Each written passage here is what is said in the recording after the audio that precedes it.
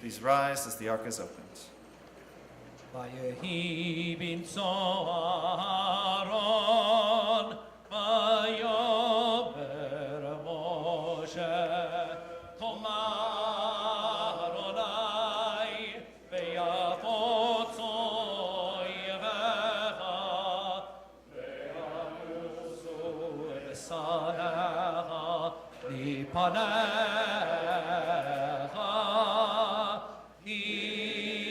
Mitzion tetzei Torah, Mitzion tetzei Torah, Udvar Adonai miYerushalayim, Baruch Natan Torah.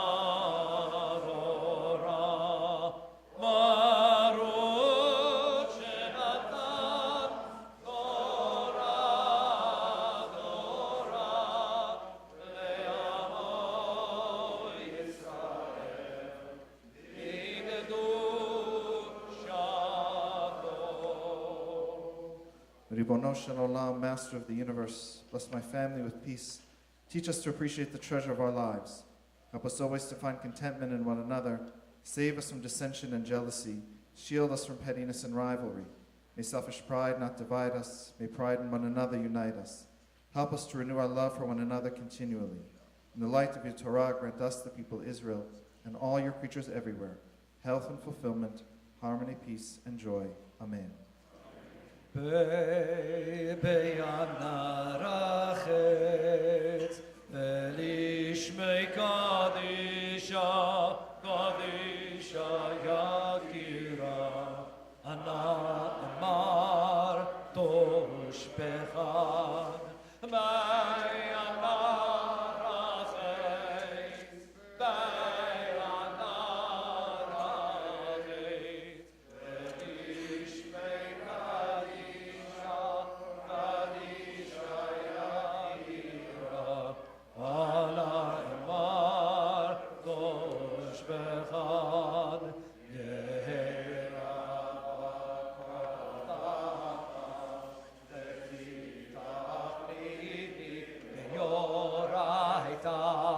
V'tashlim nishalin deribi deriba b'chol amach Yisrael v'tavu l'chayin v'lishlam.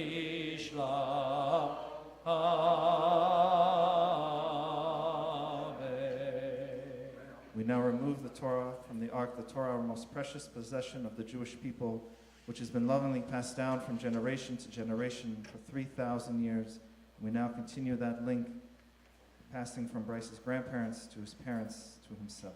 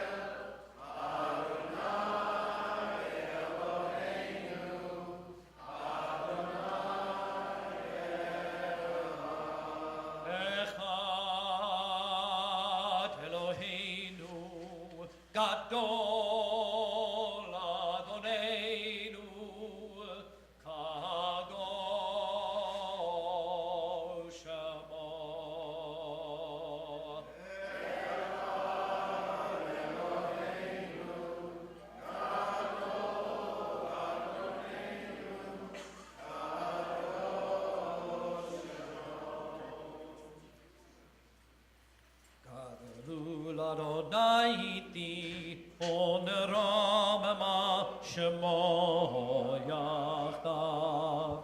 Lecha Adonai agedola ve'agevura ve'atiferet ve'hanetzach ve'hod. Ichol hashamayim uvaret. Ichol hashamayim uvaret.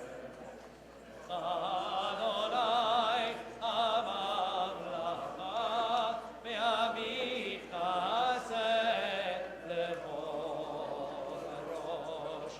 Romemu, romemu, Adonai Eloheinu, ve'ishtachavu, ve'ishtachavu, le'adobrat ha'kadosh. Romemu, romemu, Adonai Eloheinu, ve'ishtachavu, ve'ishtachavu, lehar kodsho. Ikadosh Adonai Eloheinu, Ashlosha devarim, Ashlosha devarim, Shlosha devarim, Haolam, Haolam, Omed. Shlosha devarim, Shlosha devarim, Shlosha devarim, Shlosha devarim, Haolam, Haolam, Omed. Al Torah ve'al avodah ve'al gemilut chasadim. Al Torah ve'al avodah ve'al gemilut chasadim. You may be seated.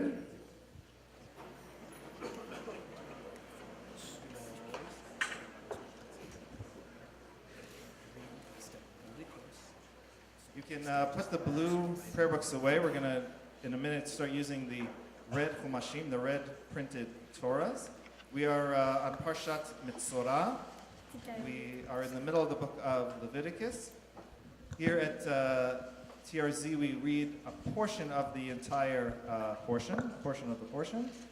So you have these little cheat sheets, which gives you the aliyah number and the chapter and verse and the page number, where you can follow along.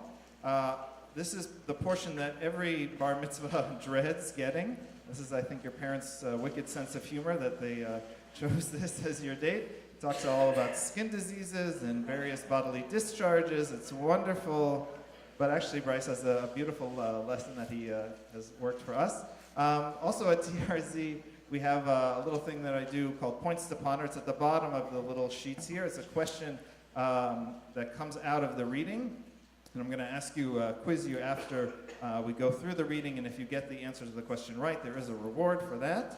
So it encourages you to look through the reading or look through the commentaries around the reading. So your point to ponder this morning is, what do the rabbis say is the cause of tzara'at, which is this weird disease that they talk about, in one's home? So what is the cause of this weird disease, tzara'at, that occurs in one's home according to the rabbis? So the answer is somewhere in the reading or the commentaries that you can look. But right now, before we begin our reading, our bar mitzvah, Bryce, has some special words of Torah to share with us.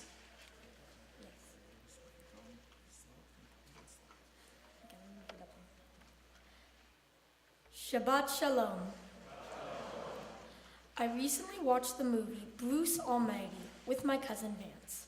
Throughout the movie, there is a character of a homeless man holding up signs with important messages such as "Armageddon out of here." At the end of the movie, the homeless man transforms into the character of Morgan Freeman, who plays God in the movie. Is it possible that a homeless person could be godly? My Torah portion describes the laws for a person who has leprosy. Part of the purification ritual involves bringing a sacrifice. The normal practice was to bring 3 goats and 3 measures of flour and oil.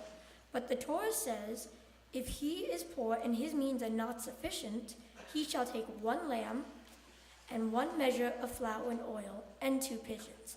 This is strange because both people have the same condition, so surely both should have to bring the same number and kind of sacrifice. But the Torah is compassionate to the poor, so a poor person can bring less.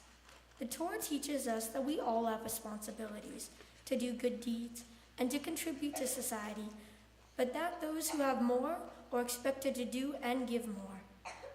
I know that some wealthy people who see a homeless person will not stop to go to help them because they think, I worked hard for my money, and why should I give it to someone who can go out and get a job and earn the money for themselves?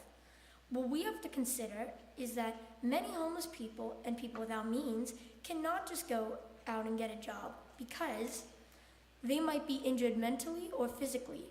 We have to try and understand their lives from their perspective, not just from our own. Something bad might have happened to them. It's always best if you are able to stop and help the homeless. If you cannot give money, then give food, some clothing, a smile, or at least a kind word. As Maimonides taught, if a poor person requests money from you and you have nothing to give, speak to them consolingly. It is forbidden to reprimand a poor person or to shout at them because their hearts are broken and contrite. How we help those in need is as important as the fact that we are helping. As Maimonides